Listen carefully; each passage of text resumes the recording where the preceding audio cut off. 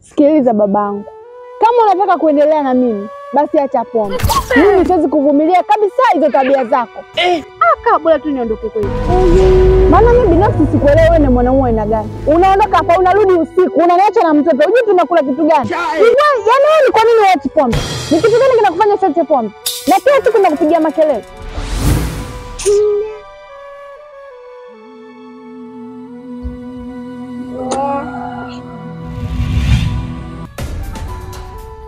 Mori ni mke wangu. Ina maana mke wangu unataka kuniambia ndo unitaki tena? Yaani swala la kukupenda. Nakupenda sana mume wangu, tena sana. Lakini hilo swala lako la kunywa pombe kupindukia, mimi ndio linalonichosha. Mke wangu, sio kwamba mimi sitaki kuacha pombe. Ukweli ni kwamba nataka sana kuacha pombe.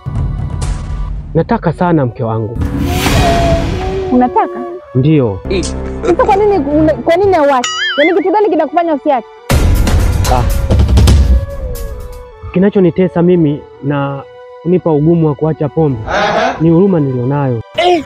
Unajua mke wangu, mimi nina huruma sana. Huruma? Ndio. Hii ni maajabu. Unaona ujinga wako sasa? Mimi naongelea mambo ya msingi hapa na naenda masuala ya huruma. Masuala kuacha pombe na huruma vinaingiliana vipi? Yaani huruma ya nini? Huruma na ile swala tunalizungumza hapa vinahusiana nini? Ujinga. Na huruma hiyo juu ya nani labda? It is finished. Hello. Mke wangu, yaani mimi nayemuonea huruma sana ni yule mwanamke wa pale baa. Namuonea sana huruma yule Bahmedi wa pale baa.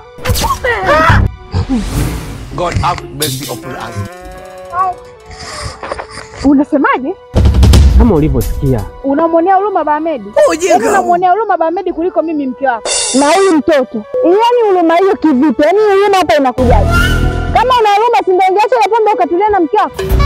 Aha. Kwa hiyo kumbe Bahmedi ni mwanamke wako. Kitu gani? Kumbe na mwanamke wako? Kumbe anakufanya urudi hapa saa 4 za usiku? Hapana mke wangu. Yaani kiukweli huko umefika mbali kabisa. Karibu ni wapi? Karibu ni wapi? Mimi hizo tabia zako siwezi kuzivumilia. Umeshindwa kuacha pombe, nipe talaka yangu. Nina kwetu mimi, sijaua. Sasa mambo ya talaka ya nini? Ya nini? Unajua mke wangu iko hivi. Mimi yule Bahmedi sina mahusiano naye yoyote. Mimi yule Bahmedi kiukweli sina mahusiano naye yoyote. Zaidi ya uteja tu. Uteja? Unajua unaniona kama matako yako. Usinifanye mimi upunguani. Unanifanya mimi sina akili. Unaona mimi mtoto mdogo, siwezi kulitambua baya na zuri. Nalijua baya na nalijua zuri. Mimi nanielewa, nina akili zangu timamu. Mimi sio mtoto mdogo, ninajitambua. Unaweza kunielezea kwa nini unamwonea huruma yule Bahmedi kuliko kuheshimu ndoa yako? Kiukweli kikubwa kinachonisukuma mimi kwenda baa ni maisha yake. Naweza nikapanga kabisa nisiende baa, lakini nikifikiria maisha yake tu najikuta huruma inanijia na ni lazima nitaenda baa. Vile vile nawaza yule Bahmedi hana kazi yoyote zaidi ya kazi ya kuuza baa. Haya ni mateso. Umeona?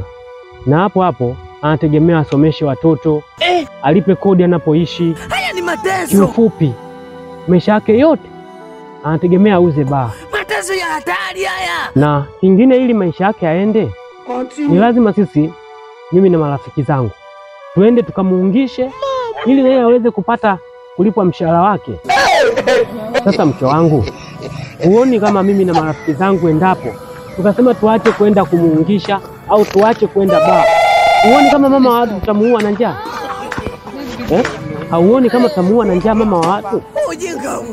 Hivyo ni lazima sisi tuende tukamuungishe, at least naye auzeuze apate pesa, na ile pesa ndio ambayo na yeye bosi yake atampa mshahara, na kupitia ule mshahara ndio ataweza kukidhi mahitaji yake, atasomesha watoto vizuri bila stress, ataweza kulipa kodi vizuri bila stress, na mbaya zaidi yule mama ni single mama. Sasa nategemea hapo mimi kweli nikisema niache itakuwaje? Mke wangu, ndio maana mimi huruma ya kibinadamu inanijia. Hii ni maajabu.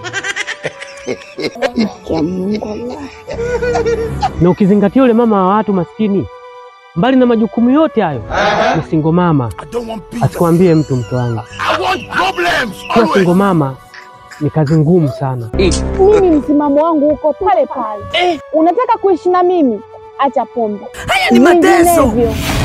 Nipe talaka yangu. Siwezi kuvumilia ujinga mimi. Haki ya Mungu ni mambo gani? Mateso ya hatari haya.